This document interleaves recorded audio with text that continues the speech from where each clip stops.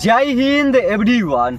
दोस्तों, अगर आप लोगों को आरपीएफ भर्ती के बारे में कुछ भी पता नहीं है तो ये वीडियो आप लोगों के लिए है, क्योंकि दोस्तों ये भर्ती है 2018 में निकाली गई थी। उसके बाद ये भर्ती एक बार भी नहीं निकाली गई है। तो आज मैं आप लोगों को इस भर्ती के बारे में सारा सिलेक्शन प्रोसेस बताऊंगा। इसमें आपका हाइट कितना लिया जाता है, चेस्ट कितना लिया जाता है, और इसमें आपका रनिंग कितना होता है, और इसमें आप लोगों का सबसे पहले फिजिकल होता है या रिटेन होता है, कौन सा सब्जेक्ट से कितना नंबर का क्वेश्चन पूछा जाता है, टोटल एग्जाम कितना नंबर का होता है। और ये भर्ती है जो मेल और फीमेल दोनों के लिए है और 12वीं पास पे है। और आरपीएफ का फुल फॉर्म होता है रेलवे प्रोटेक्शन फोर्स। तो आप लोग इस बात को याद रखना। तो दोस्तों, अभी मैं आप लोगों को इस भर्ती के बारे में सारी सिलेक्शन प्रोसेस बता रहा हूँ। दोस्तों, ये भर्ती है जो 12वीं पास पे है और मेल फीमेल दोनों के लिए है, लड़का और लड़की दोनों के लिए है और पूरे भारत के लिए है।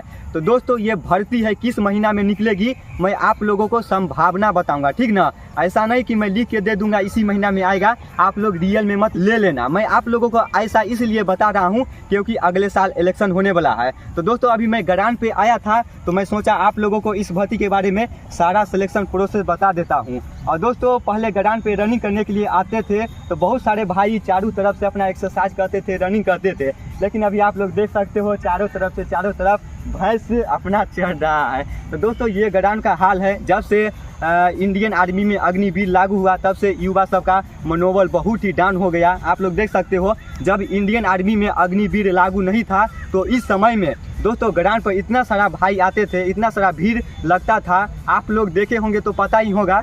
तो दोस्तों, हम सबसे पहले बात करते हैं एज लिमिट के बारे में। इस भर्ती को देखने के लिए आप लोगों का एज है, उम्र है, वो कितना होना चाहिए। तो कांस्टेबल में आपका एज है, मिनिमम एज 18 साल होना चाहिए और मैक्सिमम एज 25 साल होना चाहिए। उसके बाद कैटेगरी के हिसाब से आप लोगों को एज में भी छूट मिलता है। उसके बाद सब इंस्पेक्टर वाला में आपका एज है, मिनिमम एज 20 साल होना चाहिए और मैक्सिमम एज 25 साल होना चाहिए। तो आप लोग इस बात को याद रखना। उसके बाद यहाँ पे आप लोगों को एज में भी छूट मिलता है। SC ST वालों के लिए 5 साल का छूट मिलता है, OBC वालों के लिए 3 साल का छूट मिलता है। तो दोस्तों, यहाँ पे आप लोगों को एज में भी छूट मिलता है। उसके बाद सिलेक्शन प्रोसेस के बारे में बात करें, इसमें आप लोगों का सबसे पहले एग्जाम लिया जाएगा या फिजिकल टेस्ट होगा। तो आप लोग ये भी जान लो, इसमें आप लोगों का सबसे पहले एग्जाम लिया जाएगा और आपका एग्जाम होगा जो कंप्यूटर पर होगा, क्योंकि यहाँ पे साफ साफ लिखा हुआ है। अभी आप लोग देख सकते हो CBT लिखा हुआ है, ठीक ना।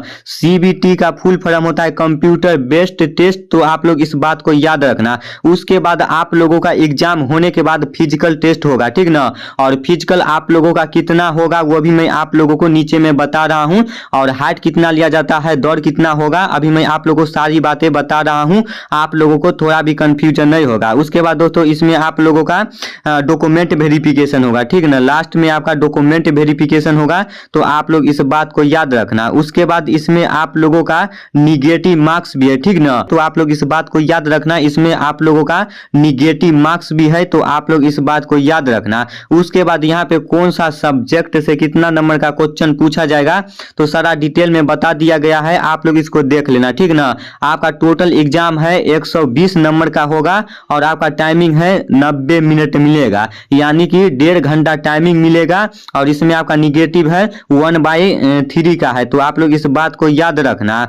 उसके बाद दोस्तों, रनिंग के बारे में बात करें तो इसमें आपका रनिंग है, दौड़ है जो 1600 मीटर का होगा और आपका टाइमिंग है 5 मिनट 45 सेकेंड मिलेगा। तो लड़का का दौड़ है जो 1600 मीटर का होगा, आप लोग इस बात को याद रखना।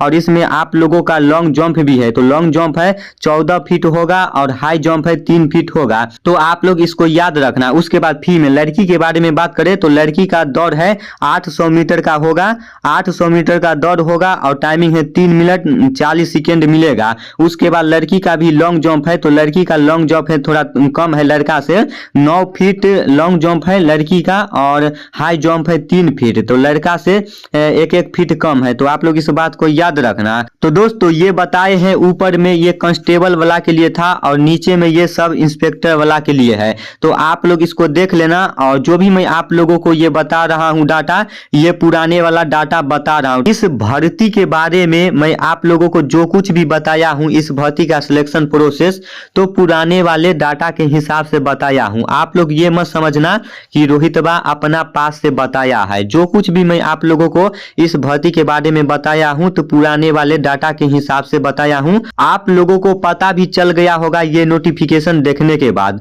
उसके बाद अब बात आती है ये भर्ती है वो कब तक आएगी। तो दोस्तों ये भी डाउट मैं आप लोगों को क्लियर कर देता हूँ, ये भर्ती है वो आखिर कब तक आएगी, ठीक ना। ऐसे तो मैं अपने पास से नहीं बता रहा हूँ, लेकिन एक अंदाजा लगा के मैं आप लोगों को बता रहा हूँ ये भर्ती है वो कब तक आएगी। क्योंकि दोस्तों ये भर्ती है 2018 में ही निकाली गई थी, उसके बाद से एक बार भी नहीं ये भर्ती निकाली गई है।